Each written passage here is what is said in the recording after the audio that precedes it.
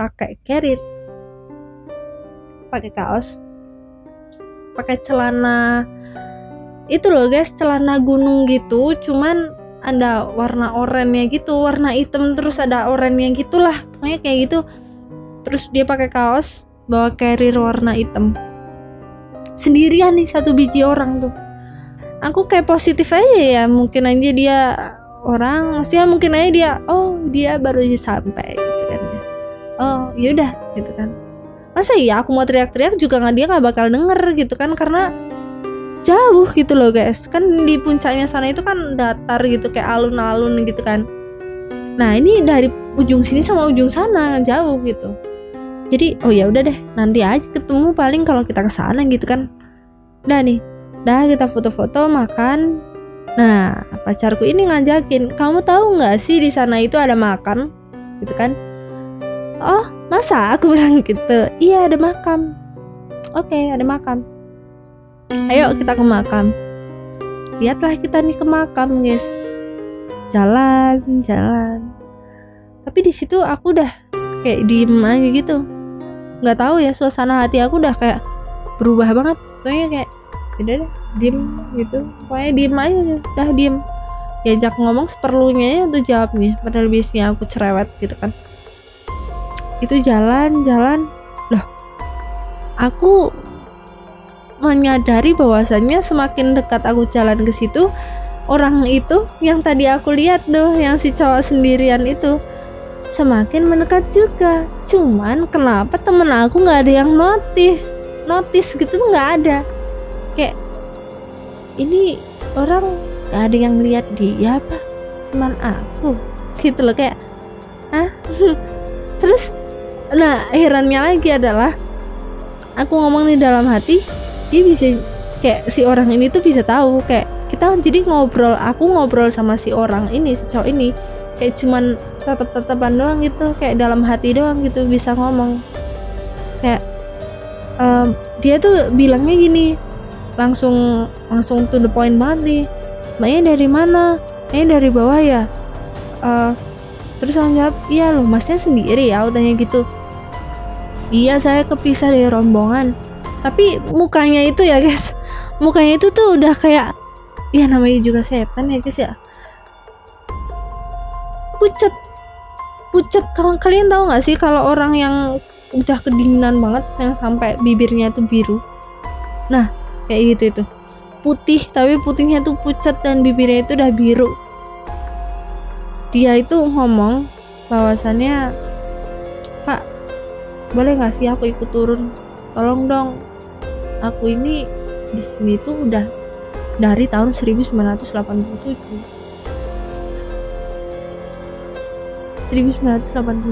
bro, aku masih jadi benih-benih nih, nggak tahu tuh aku masih di alam mana. Dia udah sampai situ. Terus aku tanya, loh kok kamu nggak pulang? Aku bilang gitu kan, iya soalnya aku kepisah dari temen-temenku, aku ditinggalin dan aku nggak tahu jalan untuk pulang, aku nyasar di seputaran situ aja. Terus aku tanya, kenapa kamu nggak bisa keluar gitu loh. Dan dia tuh kayak, taruh deh, intinya aku mau ikut kamu gitu kan. Nah di situ aku udah mulai tambah diem nih, kayak teman-teman aku pada ngasih tahu ini loh makam itu. Nah waktu aku lihat makam pun, yang asli yang makamnya itu cuma satu, kita ngeliat ada 4. Kita berempat ngeliat makam ada 4, padahal di atas cuma ada 1. Ini nih. Dan yang 3 tuh makam siapa? Nggak tahu bro, nggak tahu. Dan kita lihat makamnya tuh 4, asli 4 nih, 4. Bener-bener kita 4 kita datengin satu-satu nih, 4.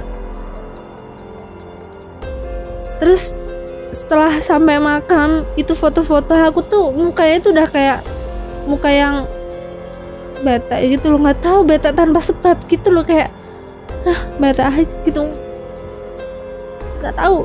Pokoknya udah gak enak banget nih, karena akunya diikutin sama si orang tahun 1987 ini. Bayangin gak sih kalian, teman kalian gak ada yang notice dia, tapi akunya sendiri yang notice. Rasanya kayak gimana bro? Terus setelah itu kan, karena kita tuh udah hampir maghrib guys, bener-bener waktu itu tuh udah jam 5:30 gitulah, 5:30 kita udah harus buru-buru pulang, buru-buru turun nih. Nah ini aku tuh turun belum bisa kayak teman-teman yang lain, turun yang cepet gitu. Pijakannya tuh belum sekokoh mereka gitu. Di situ aku bisa lari guys turunnya, kalau kalian tahu. Dan secepat itu aku turun. Saking aku takutnya guys. Karena apa? Dia itu mencecar terus si orang yang dari tahun 1987 ini. Dia tuh mencecar terus di telinga aku, di samping aku banget nih. Dia tuh ngikutin turun aku sama ngomong, "Aku tolong dong bawa pulang. Aku mau pulang." Terus aku tanya nih, "Kenapa? Kamu kenapa sih nggak bisa pulang? Pulang ya pulang aja." Aku itu diajak sama kayak saudaranya, kayak Pak D gitu. Aku tuh diajak sama saudaraku.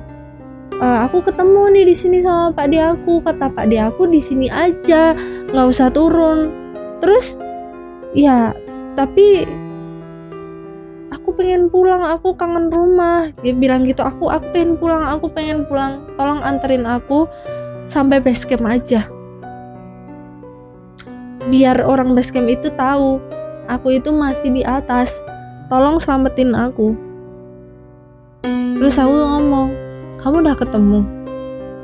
"Belum." Makanya dia tuh kayak minta tolong, bahwasannya dia tuh bawa pulang gitu loh, walaupun sampai base camp. Dia nggak mau tuh di atas terus, dia bosen, dia capek di sana gitu. Karena dia tuh keliling-keliling terus, nggak ada kayak jalan dia buat keluar gitu tuh nggak ada. Akhirnya tuh kita turun, aku turun sampai lari gitu, sampai diheranin teman-teman aku ini, kayak, "Kamu kenapa? Kok kamu jalan secepat itu?" gitu loh. Karena aku takut guys, sumpah asli nggak bohong, takut banget guys. Bayangin nggak sih kalian turun tapi dikejar-kejar sama itu kan.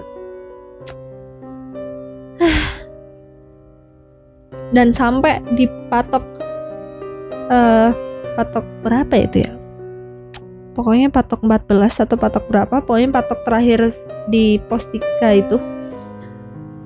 itu dia sempet bilang, aku sempet berhenti karena dia bilang gini, "Aku nggak bisa ikut kamu." Ya udah, kalau kamu mau pulang kamu ikut aja, aku nggak bisa bawa kamu gitu loh. Kayak aku nggak mampu, aku nggak punya keahlian untuk membawa kamu loh. Kayak ya udah, kalau mau ikut ya ikut aja gitu, ngikutin aku turun, ayo aku anterin sampai base camp. Aku nggak punya keahlian apapun itu gitu kan. Tapi dia jawab, terus dia jawab bahwasannya aku nggak bisa lewatin situ, aku nggak bisa ikut kamu. Kenapa? Ya aku nggak bisa, aku ketahan, makanya aku minta tolong kamu. Alhasil dia itu ngomong, "Kalau nggak kamu temenin aku aja di sini." Semakin takut bro, semakinlah aku lari sampai pos 3, sampai tenda. Aku selonjor, kaki aku udah lemes banget guys, lemes banget, gemeter nggak jelas. Dan di situ harusnya aku masak, di situ aku langsung ambil SB, langsung tidur. Aku pamit tidur guys, aku tidur dulu. Bener-bener aku tidur, dan nggak lama kemudian aku ini tuh ngerasanya aku ini tuh bangun guys, bangun ngasih tahu nih sama teman-teman, "Guys, aku kesana dulu ya." Terus nanya, teman-teman aku tuh nanya, ini kejadian tuh kayak nyata banget gitu lah. Aku tuh bangun ngomong ke teman-teman, "Aku mau kesana itu arah mau ke puncak, mau kesana." Terus teman-teman aku nanyain ngapain, "Aku mau nolongin dia, soalnya dia manggil aku terus, kasian." Aku bilang gitu. Terus maksudnya teman-teman aku tuh kayak ngomongin jangan sampai atas, gak usah jauh-jauh, nanti kamu hilang. Terus aku bilang iya enggak, cuman situ doang. Di situ aku tuh balik lagi jalan naik lagi muncak, naik lagi nih, kita summit lagi malam-malam.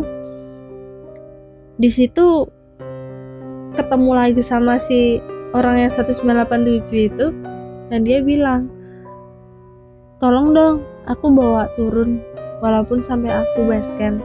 Kalau misal kamu nggak bisa bantuin aku, kamu aja yang tinggal di sini. Kamu aja yang tinggal di sini. Bayangin, kamu suruh tinggal di situ guys sama mereka. Terus aku ngomong, aku nggak mau, aku nggak bisa kalau suruh tinggal di situ. Aku masih punya keluarga, aku masih pengen sama keluarga aku masih pengen pulang ke rumah. Kamu aja ngikutin aku, tapi aku nggak bisa. Dia bilang gitu. Di situ aku bingung, dan di situ dia, si orang itu, si hantu itu mulai kayak merajuk. Dia kayak megangin tangan aku gini guys, kayak megangin gini, bahwasanya kamu nggak boleh keluar, kamu harus ikut aku, ayo kita ke puncak. Aku ngomong aku nggak mau, aku masih pengen pulang. Aku lari kencang banget balik lagi ke tenda, dan temen aku lagi masak. Itu perasaan saya, bukan perasaan ya, kayak itu yang aku alamin. Tapi kenyataannya dari teman-teman aku cerita, aku ini tidur, dibangunin nggak bangun, nggak ada napasnya, kayak bangkai, kayak orang mati. Nah, teman-teman yang aku lihat, teman-teman aku yang lihat aku tuh tidur nggak napas, dibangunin nggak bangun. Mereka bingung, ya orang kenapa? Terus tiba-tiba nangis sambil ngomong dia kasihan, tolong bantuin dia. Tapi memang kasihan guys, sumpah nggak bohong, kasihan. Bahkan sampai sekarang pun aku kadang masih kepikiran tuh orang gimana ceritanya nggak ada yang nemuin mayat dia. Itu benar-benar bikin gempar satu tenda aku, bikin ngangong-ngangong satu tenda aku. Dan aku sadar tuh aku udah nangis dan aku bilang, masih bilang bahwasannya aku kasihan sama orang itu. Aku pengen ke atas, pengen ngambil orang itu. Tapi satu tenda nggak ada yang ngebolehin. Udah kamu pokoknya di sini nggak boleh. Dan akhirnya karena kondisinya udah semakin memanas gitu ya, akhirnya kita udah tidur aja. Terus sempet ada badai sedikit ya, nggak yang badai banget gitu, badai sedikit sih, agak lumayan, tapi nggak sama hujan. Terus kita besoknya bangun, itu hari terakhir kita apa ya, kita tiga hari. Terus temen aku ini tetangga sebelah itu ternyata turun guys, dia pulang gitu. Ternyata kita itu naik di Jumat Kliwon guys, ya nggak tahu ya guys ya, ini tuh kita yang kurang, kayak kelompok aku aja nih yang kurang teliti gitu ya, dan nggak boleh ditiru, pokoknya nggak boleh ditiru banget. Nggak tahu kebetulan aja gitu, ngapain gitu ya ampun, sampai kenapa harus ternyata Jumat itu loh. Terus akhirnya kok kita nunggu ini sampai siang, kok nggak ada orang yang naik. Ini kita tenda sendirian bro, mana nih kok nggak ada yang naik sih gitu kan. Ternyata singkat cerita, hari itu kita ditinggalin tetangga tenda kita yang udah turun. Terus kita itu semalaman seharian sendirian nih, sampai besoknya akhirnya kita turun. Itu benar-benar sendirian. Terus habis itu besoknya kita turun ke kalau untuk perjalanan turun itu kita fan-fan aja. Yang agak nggak fan adalah pacar aku tuh ngerasa berat banget. Gantian nih sekarang yang ngerasa berat banget dia. Dikit-dikit duduk. Nih gantian nih pacar aku nih ya. Dikit-dikit tuh duduk guys, kayak bentar aku mau istirahat. Kayak ngapain sih anjing, turun ayo gitu kan. Biasanya kamu yang nyuruh-nyuruh aku, ayo sekarang gantian nih, ayo, aku bilang gitu kan. Dah akhirnya kita terus turun sampai hampir ke Pelawangan. Si pacar aku ini tuh entah ya, aku nggak lihat apa yang dia lakuin. Intinya dia tuh ngebuang kayu yang kita bawa dari pertama awal berangkat. Ingat kan yang tadi aku cerita kayu itu, karena gara-gara kita nggak bawa trekking ball, dia ngebuang itu dan tas dia langsung ngerasa enteng dan dia langsung bisa lari. Apakah gara-gara kayu itu? Kayaknya absurd deh ya kalau cuman gara-gara kayu, karena kita nggak ngambil kayu sakral gitu loh. Karena kita nggak ngambil kayu apa, saya cuma nembas kayu sedikit, cuman 3 biji, cuma buat trekking pole. Dan aku kembaliin lagi nih kayu di tempatnya. Kayak makasih ya udah minjemin aku kayu, udah nemenin aku sampai puncak. Dadah kayu, terima kasih. Dan itu pacar aku benar-benar ngerasain, kerasa banget nih. Dia bilang, aku setelah naruh kayu itu jadi enteng. Nah, terus kita akhirnya udah ditungguin sama ojek. Kita pulang sampai base camp. Aku menceritakan hal itu semua sama orang base camp. Dan yang lebih parahnya lagi guys, ya ampun, ini bikin aku overthinking sampai sekarang ya. Ternyata base camp itu tahun 1987 belum dibuka guys. Asli, ternyata tahun segitu belum dibuka pendakian. Jadi bisa dikatakan orang itu naik cari jalan sendiri, masih hutan, dari hutan bro, bener-bener di luar nalar ya guys ya, di luar kota banget nih pikirannya, bisa-bisanya gitu kan.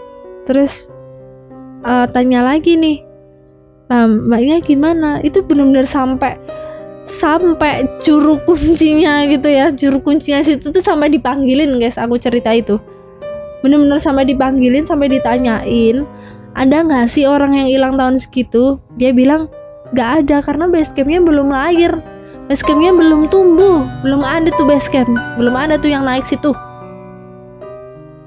Gimana ceritanya aku bisa nemu orang itu?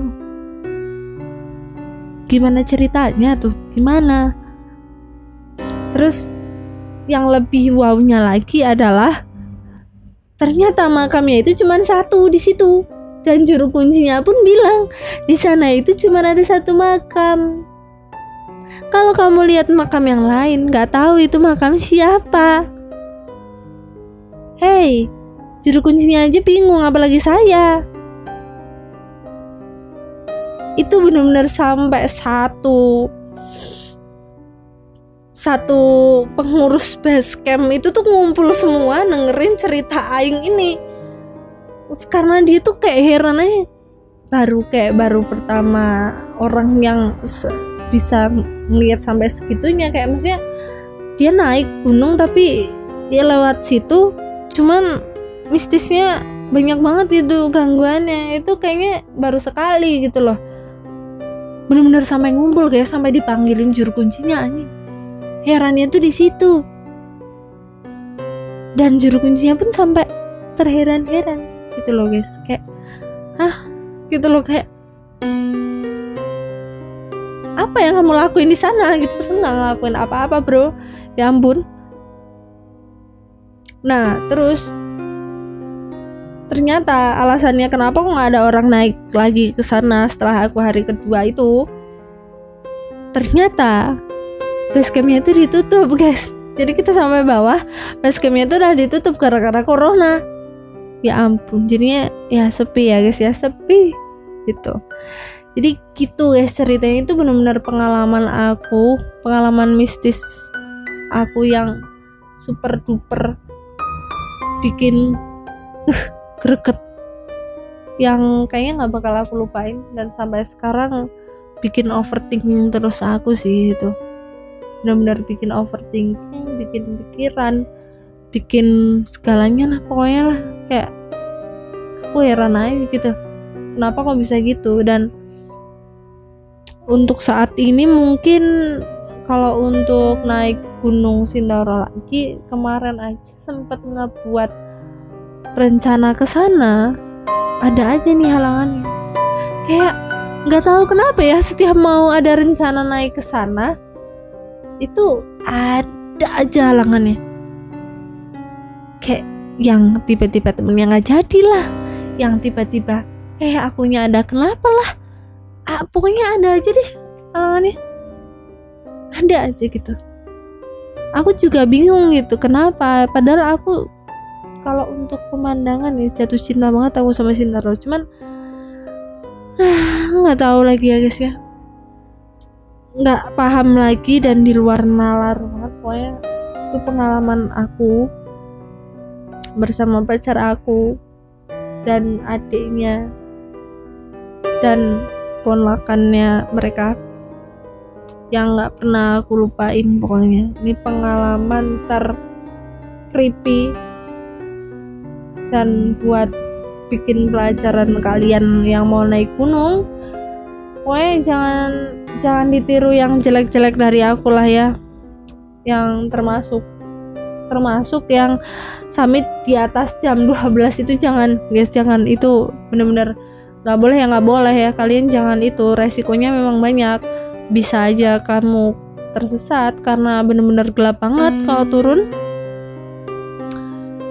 Terus belum lagi kalau misal kamu itu kenaan diterjang badai, kan nggak tahu juga nih kalau misal kamu kenaan badai di atas gitu kan. Pokoknya jangan ditiru yang jelek-jelek. Dan cerita ini buat sharing-sharing dan pembelajaran bagi kalian yang pemula. Buat naik gunung harus ditemani dengan orang yang sudah berpengalaman naik gunung ya guys. Jadi biar ada yang ngejaga kalian gitu loh. Takutnya kalau kalian sama-sama pemula, ada apa-apanya kalian bingung gitu dan bikin awkward keadaan. Dan bikin memperkeruh keadaan malah yang ada. Jadi cerita ini buat pembelajaran, yang jelek-jelek jangan ditiru, ambil hikmahnya. Dan mungkin sekian ya guys cerita horor aku naik Gunung Sindoro. Besok kalau misal lain waktu ada kesempatan aku naik gunung lagi dan kebetulan ada kisah horor, aku bakal cerita lagi. Mungkin gitu aja dan see you next time.